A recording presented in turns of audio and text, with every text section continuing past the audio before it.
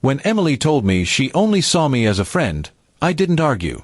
I just smiled, nodded, and told her that I completely understood. Inside, though, it stung more than I wanted to admit.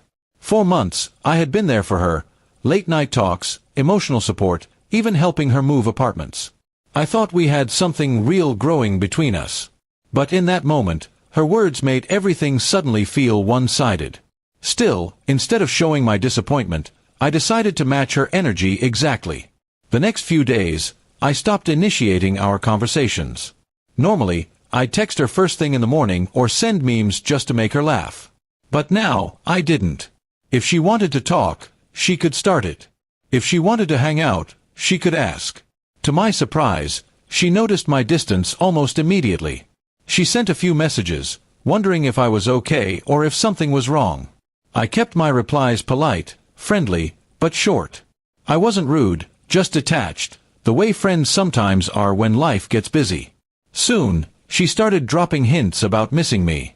"You've been quiet lately," she said one afternoon when we ran into each other at the coffee shop we used to visit together. I shrugged lightly and replied, "Yeah, I've been catching up with some other friends." Her smile faltered for a split second, but she quickly masked it. That tiny reaction told me more than words could. A week later, I got invited to a small party with mutual friends. Emily was there too, chatting animatedly with everyone. When she saw me walk in, her eyes lit up, something I hadn't seen in a while. I greeted her warmly but didn't stay by her side. I mingled, laughed with others, and gave her the same friendly energy she'd given me. I could tell it caught her off guard. She watched me often, like she wasn't sure what to make of it. At one point during the evening, she walked up to me and asked if we could talk privately. I followed her to the balcony where the noise from the party faded. "You've changed," she said softly. "You're distant." I smiled faintly and replied, "Not really. I just adjusted to how things are. We're friends, right? So I'm treating you like one." That response seemed to hit her harder than I expected. She looked away, her expression tightening. After that night, she started texting me more, random things, jokes, and excuses to start a conversation. I kept responding the same friendly way but never overstepped. I didn't flirt, didn't compliment her, didn't make her feel like she was special. And slowly, her frustration began to show. She'd mention how we used to be closer, or ask if I was seeing someone new. Each time, I'd just say, "People drift, it's normal." It was strange watching her chase something she once dismissed. The same woman who said she only saw me as a friend was now looking for the connection she'd rejected. I wasn't playing games. I was simply done being the only one who cared too much. A few days later, she invited me to lunch. She sounded nervous when she asked, and I agreed out of curiosity.